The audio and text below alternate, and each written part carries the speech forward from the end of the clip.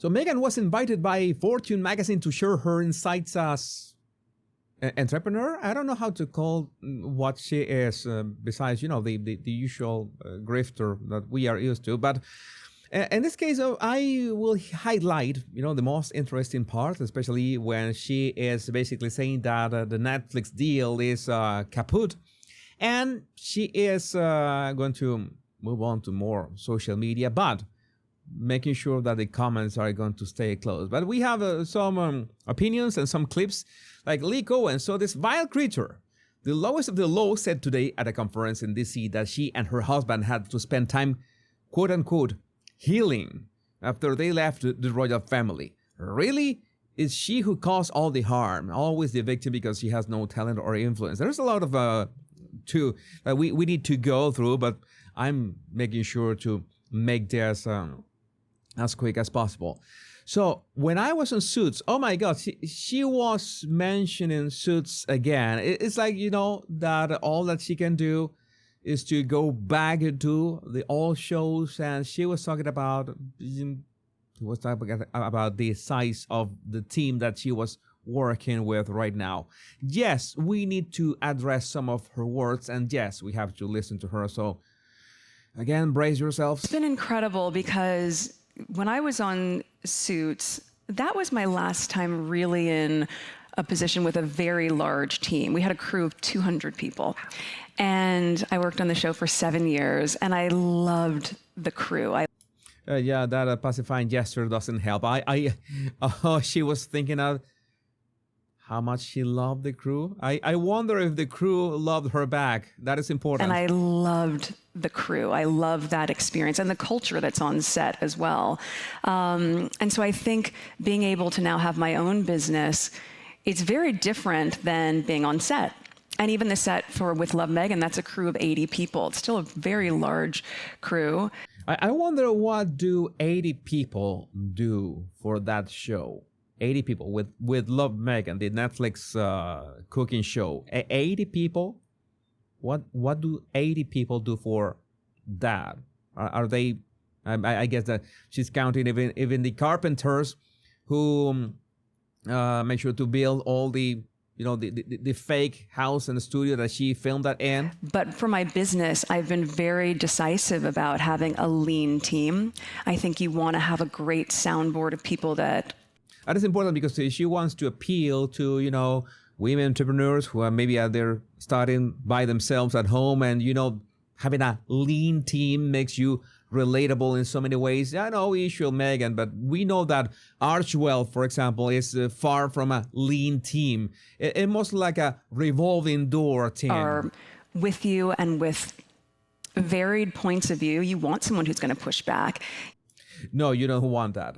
You don't want that, Meghan. Don't lie. Don't lie. You never want somebody. When anybody pushes back on you, Meghan, you know what happens. They get fired. They leave both at the same time, simultaneously. You will make sure of that if anyone pushes back. And that's why you were caught with that jar lifter upside down. That's the proof that you don't have anybody that to push back on you. That is the proof. You want someone who's going to be so creative and savvy in a space that might not be my skill set. So I love creating that culture.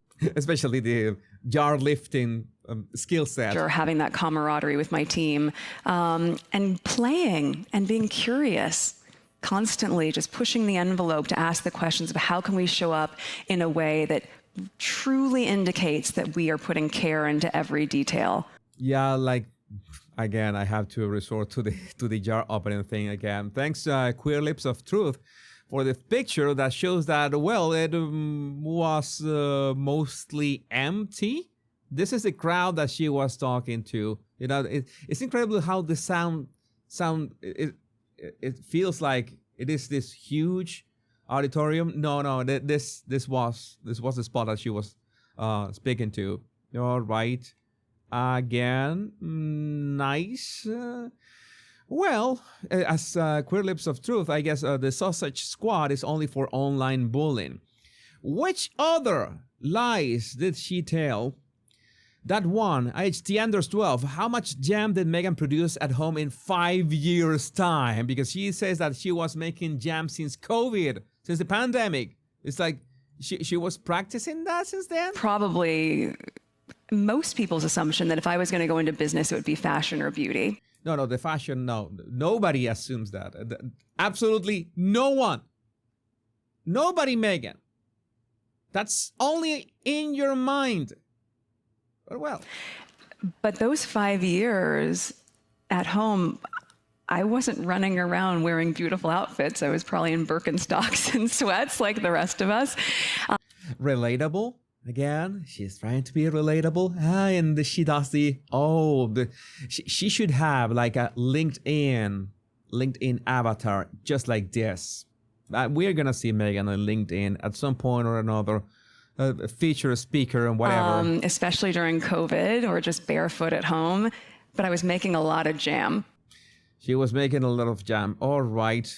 Again. Princess Carparkle says, Meghan Markle doesn't have her comments on Instagram because we are big meanies who are ruining her attempts at building community. The reason that Meghan says, because this is an obvious question, right? You want to be on social media. And social media, the social part is important, is to have comments. And sometimes it can be, of course, it would be very difficult for anybody with a certain amount of followers and comments to be addressing all those comments. But sometimes the comments themselves, people in the comments, like you in my comments, you do so beautifully, you start conversations. And even if I cannot answer all of you, that is the community. That is the idea.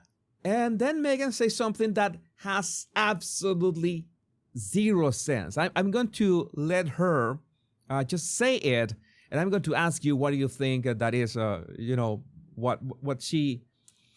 let's watch the clip. How are you able to decipher out like the constructive from obviously the not constructive that you need to ignore? Well, there are certain things that I've done just for my own self-preservation, but also self-preservation. I have told you many times, Meghan, if you don't like the comments, you go and close your laptop. It's that simple. You close the laptop and you go and generate more content. Oh, well. Also that I've applied to the brand and for the people that are incredibly supportive. I know, the question can be around naysayers, but if you really see the groundswell of support that surrounds the brand and me, that's what I feel the most, and that's what I appreciate. Again, I will say once again, I support Meghan. I am not a naysayer. I want Meghan to thrive and to make more projects and whatever, because that way we have more ways to do memes and videos and stuff, and, well, we all win in the end. But by design, I also recognize that a lot of those people aren't going to my page to see negativity. And so not just protecting myself or the people that work with me, but also the supporters. So the comments are not going to harm you, Meghan. That's not happening, especially on Instagram. Instagram, to my knowledge, has a very strict commentary filters. Can be really strict. And by the way, usually people are grouped when you have these massive audiences. And I'm not gonna lie, Meghan has quite some followers on Instagram. It is another thing if they are real, okay, because you can buy them essentially. But let's say that Meghan has effectively 3 million people on Instagram. In the comments, you usually are grouped with the people who agree with you. That's something that, because the platform, by design, the algorithm makes sure to have the best experience. If you don't like Meghan, you're going to be grouped with the naysayer. So the comments that you're going to see is the naysayer comments. And if you love Meghan, the first comments that you're going to see are the loving comments. That's the way it mostly happens on Instagram. Again, if you have larger accounts, but I don't know, maybe she's afraid that a comment might hurt her feelings. Supporters. So I don't have the comment section on. That's a choice. And yet part of that challenge that I was trying to solve for was, then how do I create community? That is so key to this brand, and it's so key to how I like to show up in the world. Yeah, that's something that Meghan says something. I want to make it clear. Meghan said something that makes sense because you need to create a community. And the only way to create a community is to allow your community to hang out somewhere. The thing that Meghan is leaving out here is that even if she has her comments closed, people like the Sausage Squad are going to gather in forums, I don't know, in Discord, maybe on X, maybe on Reddit, maybe in other places, and they're going to create communities around her. That's something that she's not going to control those communities. That is another thing. That she will not have to moderate those communities. That is helpful as well. So she's saying that, oh, I will not be able to create a community. That is like saying that nobody's going to care to create a fan forum about me. That is stupid. That's saying that she's not that important when, well, that she's got undeniable in infamy, we could say, not fame, but infamy. So that will grant that so many people are going to create communities about her. So it's having your comments closed and, oh, how do we create community? No, if you are someone in this world, people will create a community no matter what around you. I was trying to solve for was, then how do I create community? That is so key to this brand, and it's so key to how I like to show up in the world. How do we actually connect if you can't have comments and exchange? Spoiler alert, Meghan doesn't really want to connect. So my social media manager would send me screen grabs of different things that people were posting in their UGC, and I said, okay, what am I going to do here? Notice that Meghan wants to sound, LinkedIn-y, we could say, UGC, user-generated content, basically what people share on their Instagram and TikTok. She couldn't say screen grabs of what people are sharing on their Instagram. No. Oh, it's screen grabs of UGC. Yeah, Meghan wants to sell herself as the entrepreneurish LinkedIn lady now. They said, you could do a text overlay and respond. And I said, oh no, in the same way that on my own camera roll at home, I'll zoom in and I can scribble a little note and send it to a friend. I've just started this construct where I will start writing in my handwriting a note to users who put up content. So I said, let's find small and creative ways to engage the community and let them know that I'm listening, that I really see and appreciate their feedback. I don't know if I missed something. Where are those notes? Where are those handwritten notes? I haven't seen any of those notes. So I think a lot of it is just designing what works best for you, while also being really cognizant of what is going to help grow the business with an intentional and authentic point of view. All right. So especially how authentic Meghan is. Yeah. Nancy Sidley, Meghan Markle admitting that her long-winded Netflix show was a flop, so she's going to steal other creators like Nara Smith and Akila Renee Gold's format and act like she invented TikTok. I don't think that's gonna. Although I said on a previous video that Meghan should open a TikTok account, so maybe that will work. Content in different sizes. So part of what we're testing out now is it's amazing to be able to sit and watch a show for 30 minutes, but how can I give you a recipe? No, it's amazing if somebody or anybody can watch a show with Meghan for 30 minutes. That is amazing. In 2 minutes. And she says this. But how can I give you a recipe in 2 minutes? Meghan, dear Meghan, people have been sharing recipes on TikTok, on YouTube Shorts, on Instagram Reels in 1 minute for years. Very complex recipes. If you can't do it, that is a skill issue on you and your team. End of rant. Oh my God. And where can I share that with you and how that continues to grow as ever? So exploring all the options of what it could look like. Yeah, complete skill issue. Again, this is another comment about the size of the team that she wants to be relatable, but at the same time she says UGC. AG to door, word salad plus cut in the air like a piss up ninja with the man hands. Yeah, there was part of the body language. I'm gonna play this with that sound, just to prove AG to door's point. She doing this, yeah, the whole boss lady stuff. Okay, and Netflix. We this is the final part of this video. I cannot handle this anymore. Netflix is the only name in the game. Every other studio is suffering. If you can't sell something to Netflix, you can't sell it anywhere. To say that this gives them flexibility to find other partners is complete BS, because that's what Meghan is saying. Well, it's actually flexible, right? Because Netflix is not forced to accept whatever they're going to sell. And again, they can show that those projects in private, so nobody finds out about that until after Netflix says yes or no. Because, well, most likely if Netflix says no, people are going to find out. They're going to find out. TMZ is going to find out. Let me see, there are other clips here. Oh, she was telling these stories, thanks, opinionated Russian.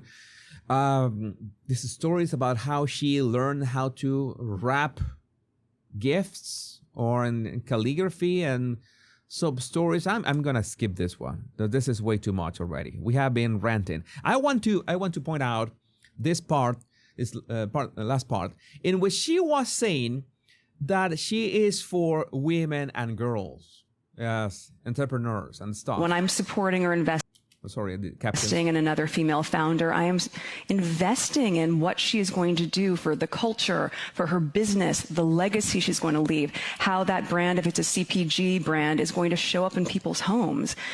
I don't know. Is Meghan investing in other women's brands? I don't know. I think that it was Serena who was doing that. But well, so it is all fundamentally important, and I don't think it's a conversation we should shy away from. I think it's... But by the way, how can you invest in other women's brands if you don't seem to know what you're doing with yours? That I don't get it. It's one that we should really embrace together. Thank you. Oh, thank you. Whatever. I think there's a last clip in here. Oh yeah, this is from HRH Lady J. She made a nice compilation of here of the way that Meghan was using, again, this workaholic speech, work speak. Within the first 2 minutes or so, she's already used the word learns with an S 3 times and 4 times in total over 15 minutes if you count them all. Just like when Harry and Meghan went about the harms while collecting that absurdity paid for award, which she trots out. Make sure to go to HRH Lady J's account on X to see the rest. But yeah, she made this compilation in which they are using, or she is using, the word learns. For any founder is just a lot of learns. And so I think it's just been a lot of learns and then extending, I think my learns were to continue to give yourself format, again, with a year of learns. So we're able to time working on online harms, specifically surrounding protecting our... Yeah, make sure to follow HRH Lady J on X for that one. Again, this video has been much longer than usual. What is going on? I had to comment and all that. I left a lot of stuff out because it is so unbearable. But again, at least we are seeing the transformation of Meghan in this work LinkedIn culture brand, and I think that's what she wants to do now. That's why she is appearing in these magazines. She's doing these peer shows, like she's Kamala Harris promoting her book. I don't know what is Meghan's next move, but it doesn't look like we're going to run out of Meghan stuff anytime soon. I was mistaken with that video I shared like 2 months ago. I don't remember. 1 month ago. I don't know. But let me know what you think about this in the comments. My name is Jesus Enrique Rosas. I'm the Royal Rogue. Much love and bliss.